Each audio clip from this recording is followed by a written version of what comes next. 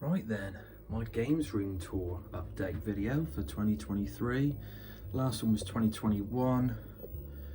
Getting this up much later than I had planned, but hey ho, such is life. So the main difference in here is the seating arrangements. As you can see here, I mean, it's not a massive room. I've said that before. It's a great space for me and the family. And my daughter comes up now and doesn't so much play games yet. She's still a bit young for that, but we watch some DVDs up here, Peter Rabbit and things, and some old cartoons.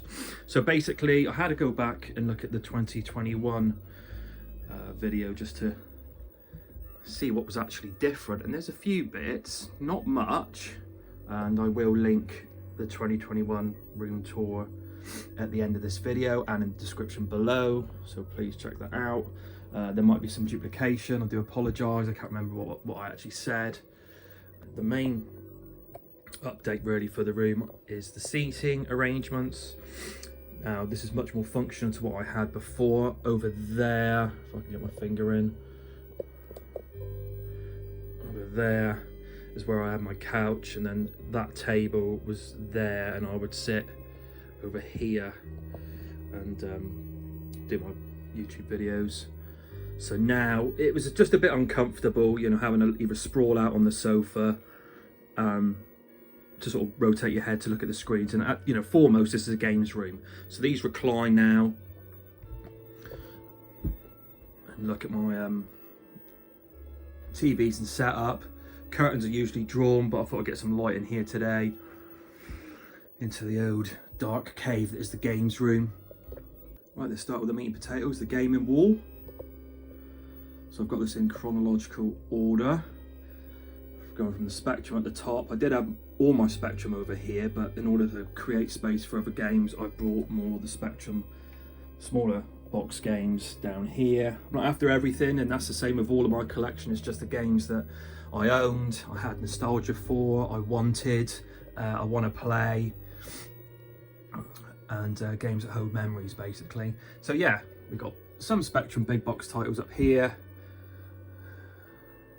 Granny's Garden there, so pleased with that purchase.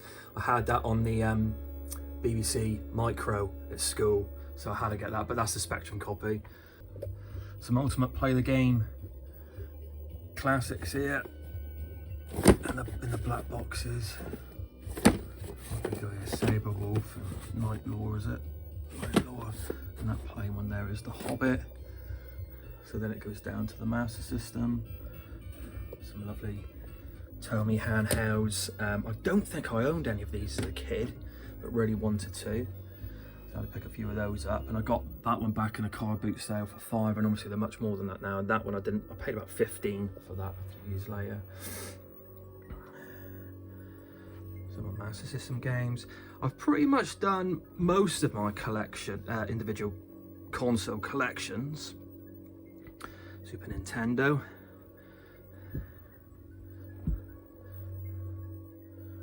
Then some of the Super Nintendo big box at the top. My only physical owned Mega Drive game. I've got a couple of compilations of the Mega Drive. I do have memories of the Mega Drive, but I never owned it. I was a SNES boy through and through. Some Super Famicom titles there.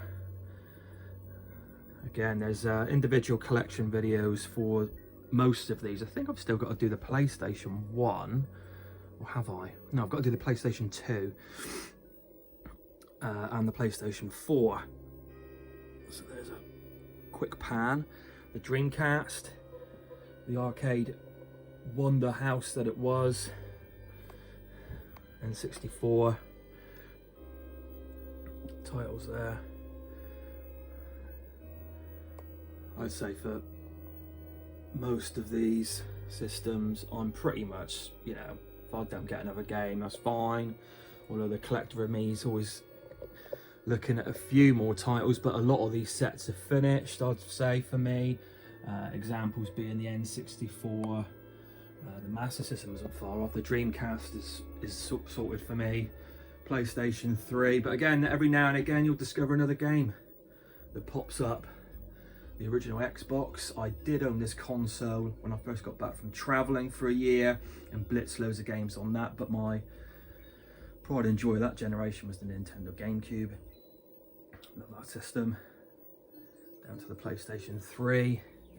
I owned a Wii, but that's when I started jumping into Sony PlayStation proper with the PlayStation 3. Really loved that console and love the PlayStation 4. So we got some 3DS. Only collect for one handheld, and that's the 3DS. I really love the 3D on that system. It's really unique and still looks fantastic to this day.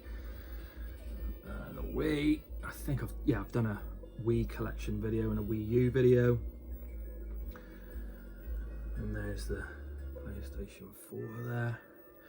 And some spillover down there. So yeah, collectors, you know, it's just part of being a collector, isn't it? The overspill and then having to look into how you're going to store these extra games. But you know, it's not exactly first world problems. So we've got all the games there.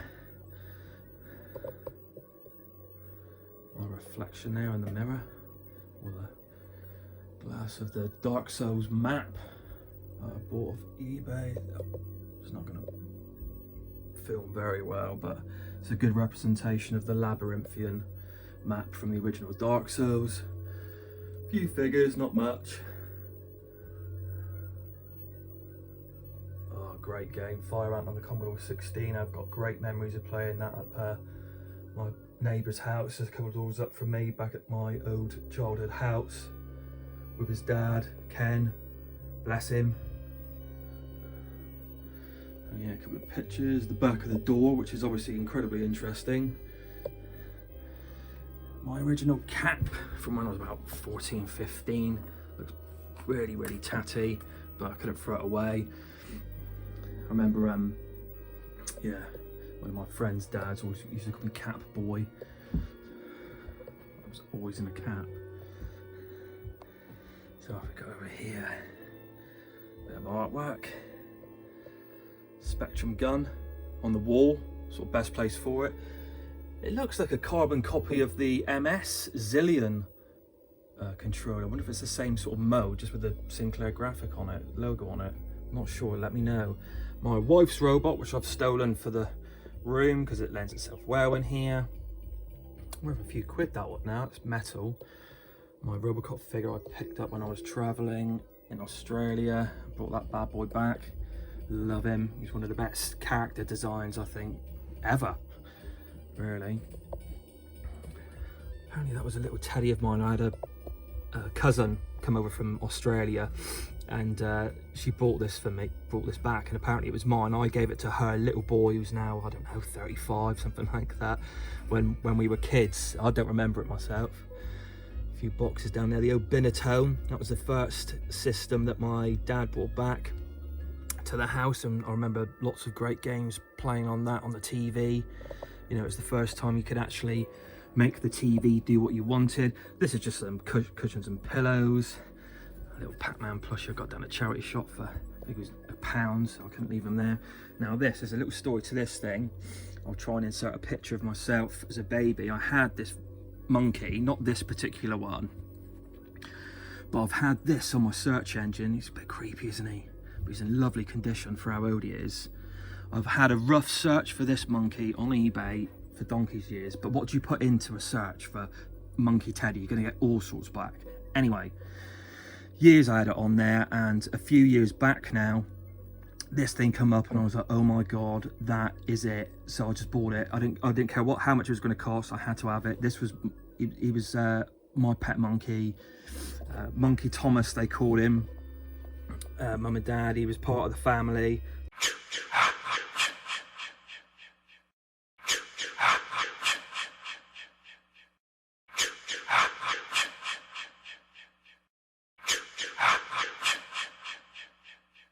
Took him everywhere, left him on a bus. The bus driver, apparently Mum was saying, kept it in his little cabin in the front, and then the next time we got on the bus he gave it back to me, which I thought was really cool. We used to vomit on him, you know, poo on him, wee on him, everything like that. He was a right mess, and Mum was forever sewing him up. And then one day I remember coming home, lovely sunny day from primary school, and my mum gave me, just out of the blue really, the He-Man sticker album. She bought me with about 5 packs of stickers, and I thought, hello, this is really nice, Mum, thank you very much. And I just thought something's up with this. Anyway, later on, where's Monkey Thomas, Mum? Oh, I had to throw him out. He was tatty and smelly, so yeah, that was her way of sort of apologising, let's say, or trying to take my mind off it, but I was absolutely devastated. But I've got his clone back in fresh form, and I'm so pleased to have that. Sorry, probably took a bit too long explaining about that, but it's a very important piece to me. Some bits on the coffee table here. Oh, still getting used to this gimbal. So we've got loads of my DVDs down the bottom there, but they're retro sort of DVDs from when I was a kid. So all the cartoon shows like Mask, Ulysses, Dungeons and Dragons, Mysterious Cities of Gold. Loads of video game books in there. Lots of DVDs relating to my daughter. She has been enjoying Postman Pat, but is currently really enjoying the Moomins, which suits me to the ground. Right, hang on a minute. Right, so yeah, these are reclining chairs, but it's and the beautiful thing about these is they were free, absolutely free. I just had to go and collect them, and they came in about 3 parts each, and I had to do multiple trips with my daughter. She really enjoyed she thought it was a fun little exercise going over there. But it's a good thing we don't have smell-o-vision, because they still, and this is the worst thing about them, smell of doggies. So I'll put on numerous products to try and clean them up, and I think when we might rent out one of those industrial kind of carpet upholstery cleaners and then give these a good blast to get rid of that smell of dog.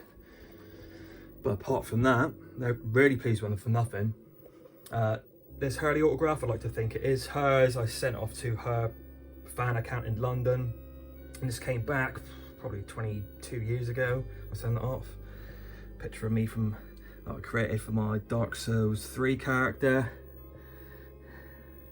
Me and the wife, when we went on our Vegas to San Francisco trip, we stopped in near Santa Cruz, and this is the house that was actually in The Lost Boys, Grandpa's house, where they filmed the external shots. Obviously, most of the interior, I think, was probably built on set.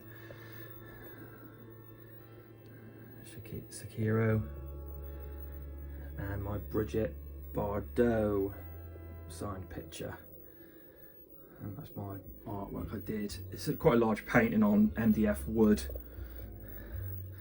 Genuine Princess Mononoke anime cell with a print background. It's really hard to film because it's in a bag for protection and then within glass, and then obviously with the reflection it's a nightmare.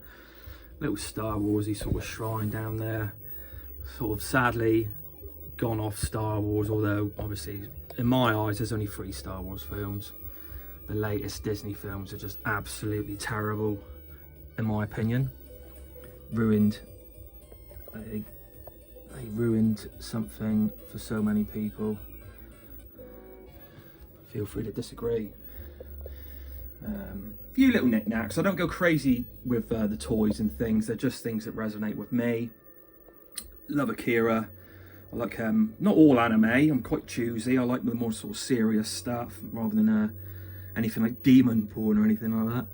My favourite, James Bond, or the one that definitely stands out, the most nostalgic for me, Roger Moore's The Spy Who Loved Me. Love that car chase scene, great music as well, funky as hell. Silver Bullet, I used to love this car, I owned this back as a kid. Speed Racer, yeah, I just love the design of is it the Mach 5 or the Mach, that was the Mach 6, isn't it? Munchman, aka Pac-Man handheld. Centurions, Jake Rockwell, love that toy line. Love the cartoon, but the toys I really, really love. But Jake Rockwell there in his Wild Weasel was my favourite. Some Battle of the Planets there. A couple of figures there for the next pickups video, you lucky souls. Some Mario bits and bobs. Castlevania there. That Castlevania piece I won from Retro Break, Nick's channel, a little competition. Couldn't believe it when they actually chose my Castlevania 4 suggestion for this 3D sort of pop art, box frame art, and yeah, I won it. They put it together and sent that through, and I've got the Simon Belmont amiibo as well. That's the only amiibo I've got. Grim Fandango, Me and the wife played that on the PS3, the digital version, really enjoyed it. And down at a retro game shop, they gave me that for nothing, just a little ornament. I was in a film back in 1985, when now I am in the middle there. Up on Dartmoor was a lot of the filming, and they filmed a lot more up in Yorkshire. And that man behind is Al Pacino. I've got very vague memories of it. Very vague memories of meeting Al Pacino. Met Sid Owen as well, aka Ricky from EastEnders, and Donald Sutherland as well. He was a good boy. DeLorean here, lights up nice.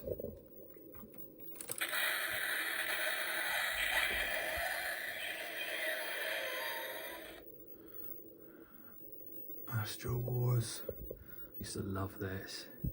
I'm gonna get my daughter to play that one. My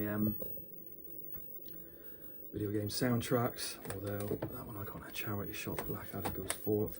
But it's that kind of thing. They're mostly video game soundtracks, mostly sealed. I do have lots of digital copies that I listen to on the iPhone. My Akira original, genuine cell. This is a Douga, which is basically a drawing, the sketch, and they've got obviously the colour symbols in there for the bike and things. But yeah, I love the design of that bike and the animation and that. The hand drawn, second to none. Mario Kart, got him in a charity shop. He didn't come with a remote control, so I bought him as is and whacked him on the wall. And down to the main sort of setup really.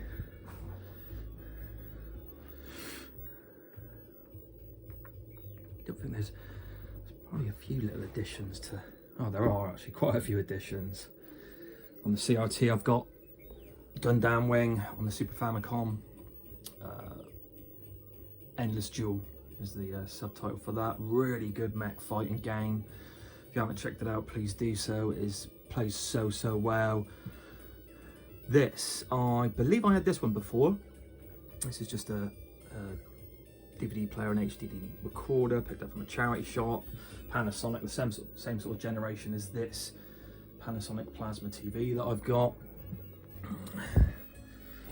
Going to be a little bit all over the shop. The obligatory drawer of controllers in there, and then this one's more controllers in there and interconnects. Don't need to get all that out. There's just some video game cleaning products in there, and other bits and bobs, some polish and things. Right, so this is in chronological order. So I've got set up to the CRT, my ZX Spectrum, the Master System. I tend to use the Mega Drive pad instead of the standard Master System pad. I just find it much more comfortable. Super Nintendo, one of my favourite consoles of all time. Well, probably my favourite. N64. Sega Dreamcast with 2 fighting sticks. GameCube with a Wavebird and the Congo drum pads. I think the newer one since my previous video is this Xbox, which has been soft modded, so I can play different regions, and there's emulators and things on there. And then the PlayStation 2. Wasn't going to collect for the PlayStation 2. I didn't own one, and this is my caveat from the beginning. But I found it for £10 in a charity shop, picked it up, and I was like, well, let's collect for it then. So between all those generations of consoles, I've got most of the games that I want. There's obviously a few very pricey ones on the PlayStation 2, and I've got all the GameCube ones I want. So and the Xbox isn't too expensive. So PS3, which is obviously backwards compatible for the PS1. K9, I was really pleased to find this. This is just when they were starting to open back up the charity shops after lockdown. Batman figure, another charity shop thing. There's loads of bits from the charity shop, including this, the Sony 5.1 system that I got. Now obviously, there, isn't it? There's the rear speaker, there's another rear speaker, and a rear speaker, and obviously this crappy camera isn't going to do the sound justice, but cranked with the PlayStation 2, the Xbox, GameCube on the TV, it just sounds absolutely fantastic. I've only got it set up to the plasma. There's the actual unit there. I think I paid £15 for it. Obviously really risky in a charity shop, getting it home, but it all works and I'm over the moon with that. I've got a VHS DVD copier player, real nice one, quite a contemporary unit, that one. Still nearly give him a blast. I've got some old VHS tapes, including my old cartoon tape from back in the day. PC Engine Mini, great little system. I've played a few of the games on there. Still got to finish the Castlevania game on there, Dracula X, but I did finish Newtopia, and there's some nice shooters on there I won't mind checking out. Dreamcast race wheel. And then I don't think I'd had this set up previously, but it looks like Spaghetti Junction back there behind the old Calyx. It looks a right absolute mess. So what I do, and it's one of my tips in a video, is put some white sheets just behind, and it just makes it look a little bit more clean and neat freak. OCD. I think lots of collectors must have OCD. And there you go. Sorry if I waffled in places. Go back and check out my 2021 room tour video to see any differences. Again, there's obviously the collection's grown itself. Games have been added in here, knickknacks and tat. But the main change is obviously the seating arrangements now, which make it much more of a functional games room for me and the family. Thank you very much. Please leave a comment below. Love hearing the comments. And yeah, speak to you soon. Take care. Bye bye.